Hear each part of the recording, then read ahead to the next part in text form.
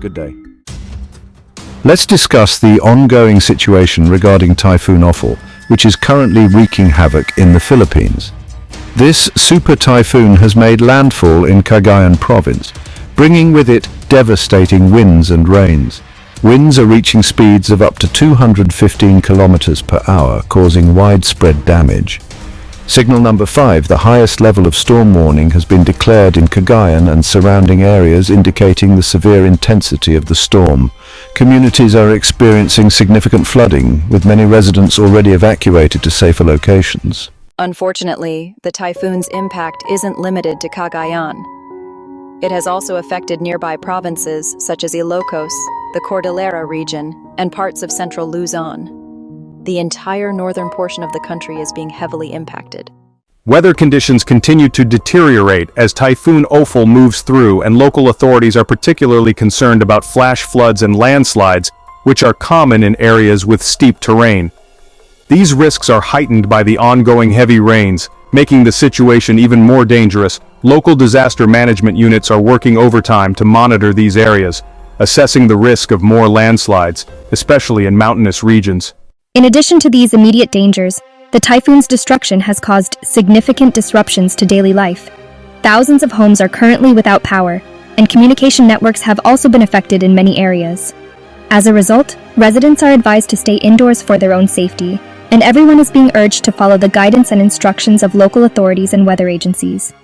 Flights and sea travel have been suspended to avoid accidents as the storm's intense winds and rough seas pose a serious threat to travelers. Ports have been closed and airlines have cancelled flights to ensure that no one is caught in the path of the storm. Travel restrictions are in place not only to protect passengers but also to allow authorities and emergency teams to respond effectively without the added challenge of dealing with transport disruptions. Meanwhile, on the ground, rescue teams are working around the clock, assisting stranded residents and conducting search and rescue operations in the worst-hit areas. The government, alongside local officials, has mobilized emergency response teams and dispatched relief goods to provide immediate aid. Emergency funds have been allocated and relief operations are underway. Local shelters have been set up for evacuees, offering temporary refuge from the severe conditions outside. In the coming days, we expect more relief efforts to be ramped up, with food, water, medical supplies, and other essentials being distributed to those in need. With the ongoing situation, we must acknowledge the resilience and solidarity of Filipinos in times of disaster. Communities have come together to support one another, with many individuals offering their homes to displaced families and volunteers providing assistance to those who need it most. This shows the strength of the Filipino spirit, especially in times of adversity. However, the recovery process will take time. While the government and relief organizations are doing everything in their power to provide for those affected, the road to rebuilding and restoring normalcy will be long. Many homes have been damaged and infrastructure is expected to take months to repair.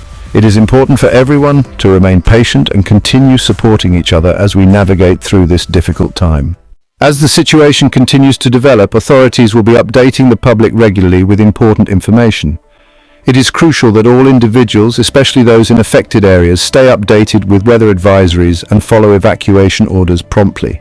The National Disaster Risk Reduction and Management Council, NDRRMC, has been issuing frequent updates, and local government units are working tirelessly to ensure that everyone remains as safe as possible during this crisis. For now, we must continue to prioritize our safety and well-being. Please ensure that your family is well informed and prepared to respond to any further developments. Remember that staying indoors, away from flooded areas and potential landslide zones is the best course of action at this time. Keep all emergency numbers handy and be ready to respond quickly should the situation worsen. This is a developing story, and we will continue to provide you with updates as more information becomes available. To everyone affected by Typhoon Ofel, our thoughts are with you. We urge you to stay safe, stay alert, and take all necessary precautions. We will get through this together.